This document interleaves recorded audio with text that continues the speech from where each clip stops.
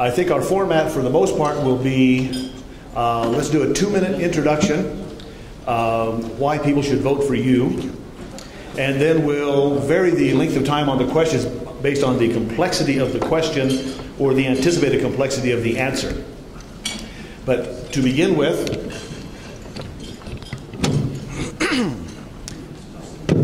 let's start with the 2-minute introduction, and no one's going to go first every time or be last every time. We're going to try and rotate it. But let's start in order, and Matt, why don't you go first? 2 minutes. Thank you for having me today. My name is Matt Lewis. I'm a candidate for Mesa County Sheriff, and I want to talk to you about why I'm here today sitting in front of you as a candidate.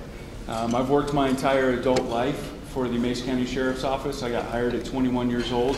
I've been down there for 17 years. I have worked in each and every division within the organization, starting my career in the jail, working from the jail to a position as a patrol officer. From patrol, I went into a position in narcotics, left narcotics when I promoted to the rank of sergeant.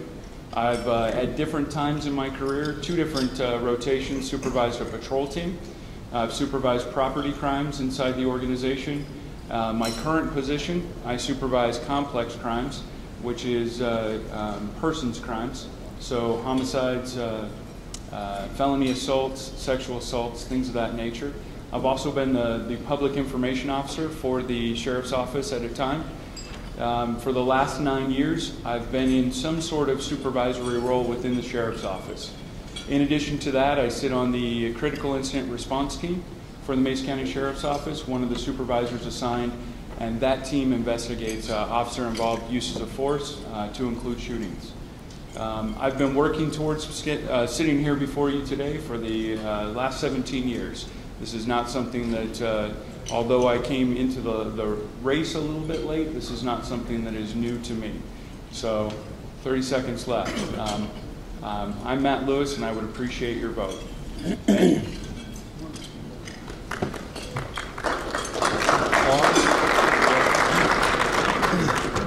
Pat? Hello, everybody. My name is Pat Ayrton. I am one of the unaffiliated candidates that will be on your ballot in November. I want to reemphasize that this year you have choices, and I'm looking forward to the election and looking for a chance to earn your vote. With that said, I just want to take a quick minute and introduce my wife back here, Julie. We've been married for 24 years. She has endured all of my ups and downs and has put up with me that long. God bless her. Also, with that said, I entered this race back when there was a clear-cut candidate for this position. I entered knowing that my job was in jeopardy, and I entered knowing that I may not have a future at this office. I had the courage to stand up then, I have the courage to be here today, and I will continue to have that courage as your sheriff. I have 27 years of continuous experience to both community and country. Started out with a United States military career. I thought that was going to be a career that ended a little shorter than I wanted it to, but things happen in life when you have kids and you move on. The last almost 16 years I've been in law enforcement, the last 9 here at the Mesa County Sheriff's Office. My wife and I call fruit a home. I'm an educated person sitting in front of you today. That's a great thing to know because there's a lot of people here too that have been through school. I have a graduate degree in leadership or strategic leadership, which is basically organizational leadership at a vision and mission level.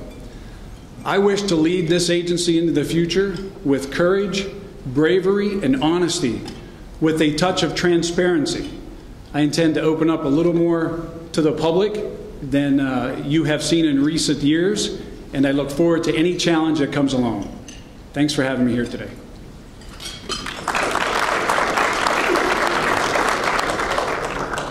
Jim. Good afternoon. My name is Jim Lang. You can call me James or Jim, whatever. I've been called worse. I'm a local boy, born and raised here, so I'm very familiar with Mesa County, and I have worked with the Mesa County Sheriff's Department as the other agencies as well. I went to Central High School. I graduated from Central High School. From Central High School, I went to Mesa Junior College, Western State, on baseball scholarship. I have 6 years in the Army Reserves and the Colorado National Guards. I've also worked in the construction trades where I was a journeyman plumber, master plumber, pipe fitter, welder. I have also worked with the Sheriff's Department. I started out working at the jail under Dick Williams. I'm sure a lot of people remember Dick Williams from the Valley here. From the positions I've held with the Mason County Sheriff's Department was a jailer, patrol officer, field training officer, school resource officer, investigator on people crime, property crimes, and also homicides. I was one of the 3 officers trained in community policing. I was also have special training in gangs, the occult, Satanic Order, and the Vipers. I was also a member of the Mason County Fire Team. I have over 30 years experience in law enforcement and also retail security. I have worked for Safeway Kroger as a district investigator. I have also worked for Safeway as a district investigator, which covers western Colorado and northern New Mexico. My program is community policing, get back with the people, and school resource, and developing program for women to be able to report serious crimes at an easier situation so they don't become a victim again. Thank you.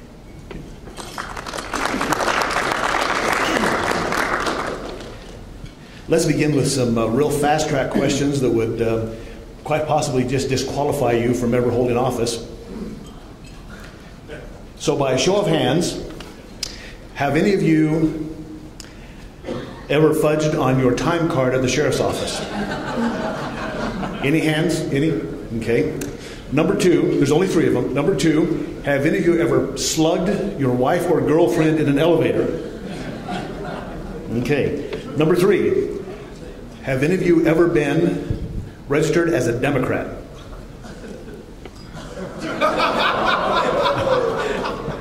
Not the response I expected. Well, you know, let me just tell you. No, this is just yes or From no. 18 to 20, I was. Okay, question number 1. Tell us 3 policies that you would implement to improve the sheriff's office if elected. And let's begin with Jim. Thank you. The number 1 program to start is community policing. Sheriff Clausen started this back when he was elected sheriff, and I truly believe that Sheriff Clausen was ahead of his time at that time. I was one of the 3 officers that was trained in that position, and we did make headway out in the eastern part of the county. This is the program where you get the officers out of the car, start making relationships, so they start becoming a familiar person in the community, working on familiar problems, helping each other, and also learning what each other's resources are and how each other can help each other in the programs. The second program would be school resource. I'm big on school resource. It's important in reference to the family element. It goes hand in hand with the community policing. I would take that to a second level. The third program would be developing a program for women that are victims of serious crimes, where it's going to be easier for them to report these crimes to law enforcement rather than having to go down and be traumatized again with untrained officers or not being in a woman-friendly environment so they don't become a victim again. This can be done very easily with the resources we have in this valley. Very good. Let's go to Matt. So 3 policies that I would like to tackle if elected sheriff. I agree with part of what Jim, just a little bit different strategy. Community involvement would be very high on my priority list. I've talked about the need for law enforcement priorities and community priorities to be one and the same, and how at times they can become disconnected. And so making sure that we have people who are actively involved in the community other than during moments of tragedy and some of the terrible things that we have to respond to, but rather in a positive light and look for those positive interactions that allow us an opportunity to interact, ensure that we understand what the priorities of the community are, and take those back to help shape our policies in our direction. Second one would be time in our schools. We have a school resource officer program right now. It is 4 people and a supervisor, so it's somewhat limited, and I think that coupled with the program with the Grand Junction Police Department and School District 51's security program gets us a start, but I think we can do more to spend time when we're not actively engaged in 911 calls for service, to spend time in our schools and support that program and safety in our schools.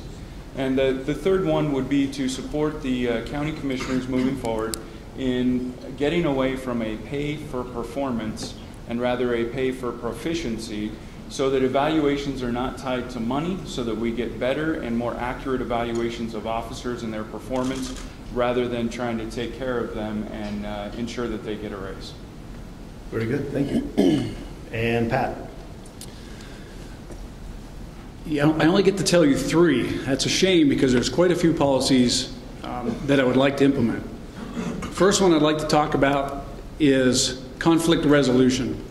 At the current time, the Sheriff's Office does not participate or does not have any programs that really educates deputies, such as Fourth Amendment issues and Second Amendment issues and so on. So I'd like to create some conflict resolution training within the agency. I'd like to make that a policy so that we can better ourselves in serving you, the public. Number 2 would be probably a policy pertaining to transparency. I have no qualms about opening my record to the public, especially as now I'm running for an elected office. And I think there are times that the public needs to have some information that we haven't shared in the past. I'd like to make that more readily available to the public so that we can sit down and have good, honest discussions about what law enforcement does and doesn't do, what we can and what we can't do. And I'd say, finally, I'd like to open up an educational public forum of some kind under a policy where you can come in and teach deputies some of the things that you know better than we do. We always tend to be held to a higher standard, but I sit here before you and tell you that we don't know everything. Sometimes we need the help from our community. So in the sense, both these guys have talked about community relations program, so this would kind of fall in line with that. I would like us to have a better working relationship than we currently have. I think we're doing well so far, but as I said earlier, I think we can always do better, and I believe that if I have some information that you have and you have information I have, things can always get better. Very good, thank you. Our next question. Mesa County was one of the first operations in the nation to utilize drones. If elected, would you continue, restrict, expand? What would be your policy on drones and law enforcement? And let's start with Pat. Thank you. We do not call them drones. We call them unmanned aerial vehicles. Drones have the capacity to deliver a payload. That would mean weapons. Rules of engagement with law enforcement are far different than rules of engagement with the military. Having served in leadership positions in both the military and in law enforcement, I can assure you that our use of our UAV will be for public safety only. So with that said, yes, I would keep it in place. It saves lives and it protects our community from issues that maybe someone will not see from the ground. And I'll use a quick point on it. If we have somebody, God forbid there's an active shooter in a building, and he has escaped into the ground somewhere, into the wooded area, I would not feel comfortable sending deputies into that danger zone without getting a layout of the land. Reconnaissance type missions can be achieved with the unmanned aerial vehicle. Let's send them in, get an idea of what the landscape looks like, and we have the ability to find out if someone is there or not. That will save lives. That will save your life. That will save the folks that work in my office. They'll also be used on search and rescue missions, same type of scenario, to save people from areas that we may not want to send people into readily. At this point, the UAV has never been used, to my knowledge, against any citizenry or violating any amendment that you and I are protected under. And under my watch, in my office, in my administration, that will continue. That's a promise I make to you. Jim. Pat pretty much covered everything on that situation. I'm a believer in constitutional rights, that they're not to be violated for any reason at all. And the only reason that you'd use a tool as like this is for safety situations, search and rescue, or as he described earlier, getting the layout of an area that you're looking at. But in reference to any investigation cases or collecting evidence for wrongdoing, no, I think we're stepping across the line. I think we've had too much of that in the past, and we need to stay away from that. Okay. Matt? I've been very involved since its inception in our UAB program at the Sheriff's Office to include writing the current policies that we have governing their usage. And it's important to understand what we currently have and what we don't have. A lot of attention's been paid to this, as there should have been. We currently employ two different systems. One is a fixed wing system that flies for about an hour. The other is a rotorcraft that flies for about 15 minutes. Those are used primarily, the fixed wing system, from a search and rescue standpoint, to locate articles where we can limit where personnel have to go search for a missing person or missing items. The rotorcraft is used almost exclusively for crime scene mapping, to reconstruct crime scenes and make presentations for juries so that we can prosecute our cases more effectively here in Mesa County. So understanding what we have and how we use them is step one to an education piece for that. Ensuring that we have some robust policies that govern their usage, so to make sure that they're not ever abused or used outside of those guidelines. And then the third facet of that is ensuring that there's strong leadership over those programs to make sure that the policies continue to develop as this technology continues to develop. So I am very much involved in that program. I don't see a policy change short of the technology change needing to drive that and how we use that, but we'll continue to use those in the future as we use them today. Okay. Our next question. Over the years, there have been occasional efforts to unionize, especially the City of Grand Junction Police Department and Fire Department. What would be your response, support or oppose, if the employees of the Mesa County Sheriff's Department wanted to unionize? Let's start with Jim. Thank you. I've been in that situation before.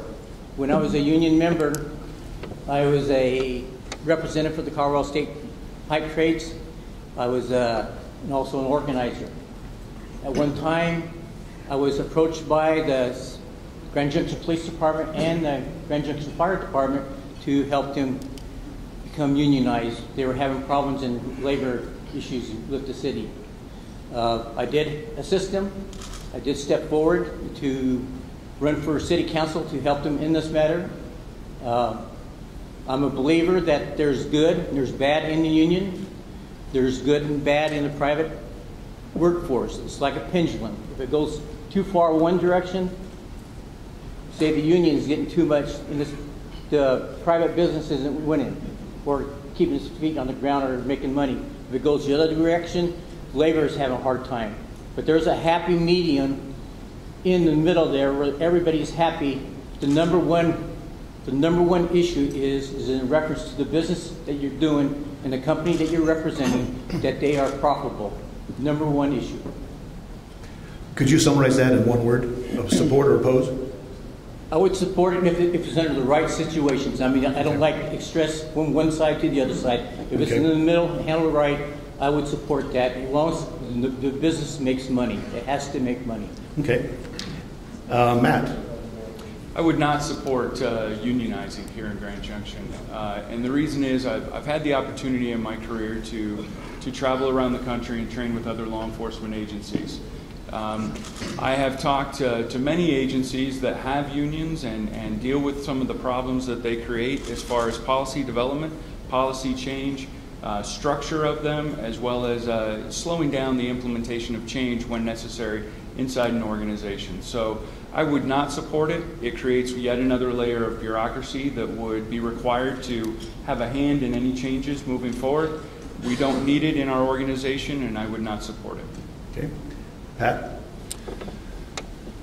I'll preface it by saying I started my law enforcement career on the East Coast in Maryland. So with that said, I was a member of a federal order or fraternal order of police. The union that I worked under and was a member of did wonderful things for the agency. Don't get so distracted by places like Chicago PD or NYPD about unions and what they do.